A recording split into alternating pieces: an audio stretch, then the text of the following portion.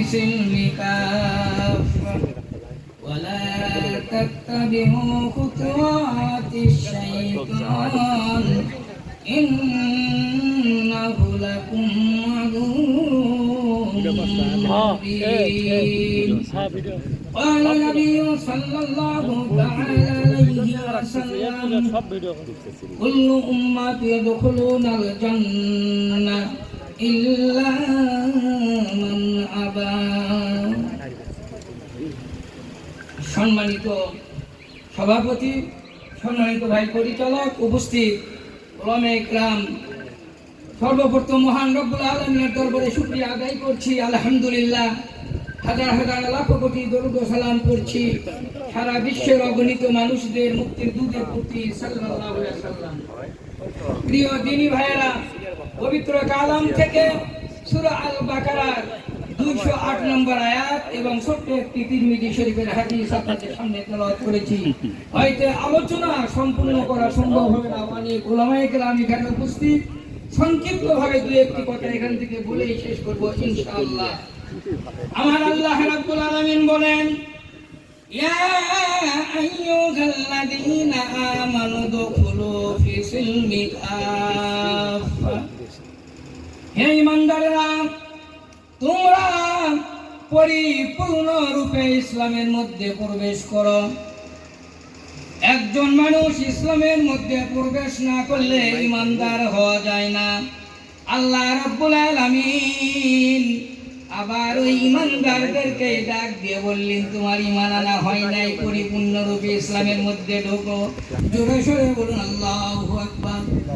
আমার ভাইরা, শুধুমাত্র নবী করিম সাল্লাল্লাহু আলাইহি সাল্লাম, আম্বিয়া কেরামগণ ছাড়া ঈমানের কোনো গ্যারান্টি কোনো সাহায্য ছিল না। কোন মানুষের ঈমানের গ্যারান্টি নাই।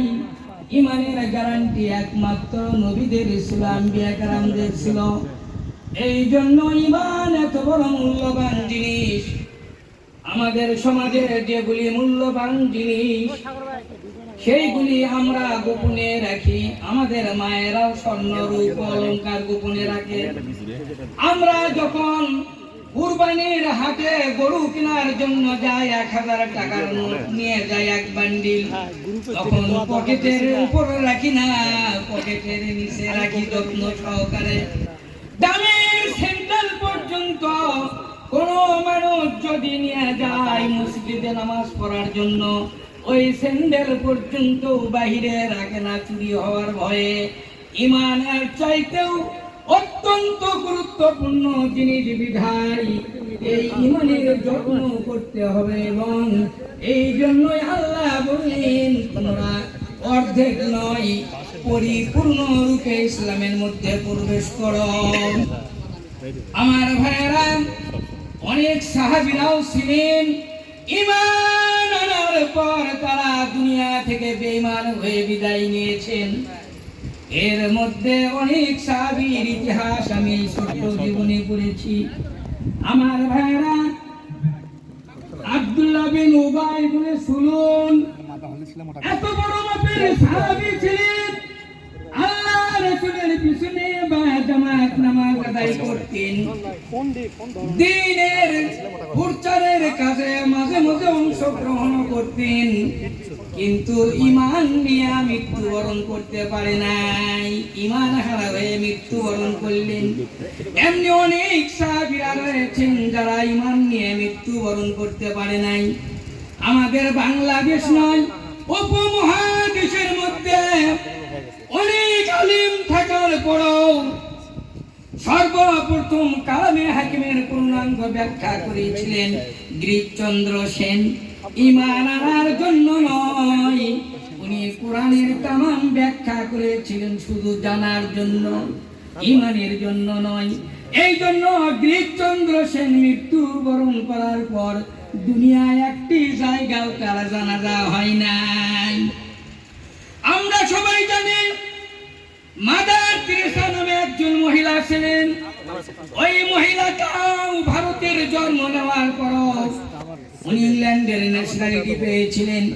ওনাকে ইতিমদের জননী বলা হতো এই কারণে হাজার হাজার ইতিম লালন পালন করতেন। আমার রাসূল বলেছেন, কোন মানুষ যদি ইতিমকে লালন পালন করে, ইতিমের মাথায় হাত বুলায়, আমি আল্লাহ রাসূল আর সে একই সঙ্গে জান্নাতের মধ্যে বসবাস করব। বলেন সুবহানাল্লাহ। এই মাদার তিরসা এত আমল করার পরও ঈমান না থাকার কারণে মাদার তিরসা দুনিয়া থেকে বিদায় যখন নিলেন, তখন একটা জানাজাও হয় নাই, মুসলমানদের কবরে তাকে দাফন করা হয় নাই। এই জন্য আসুন, ঈমান হলো অত্যন্ত মূল্যবান জিনিস। ঈমান ছাড়া 4 পয়সার দাম নাই। আল্লাহ রাব্বুল আলামিন যেন আমাদের সকলকে ঈমান নিয়ে কঠিন কবরে যাওয়ার জন্য তৌফিক দান করেন। সকলে বলুন আল্লাহুম্মা আমিন। সম্মানিত দিনী ভাইয়েরা, অনেক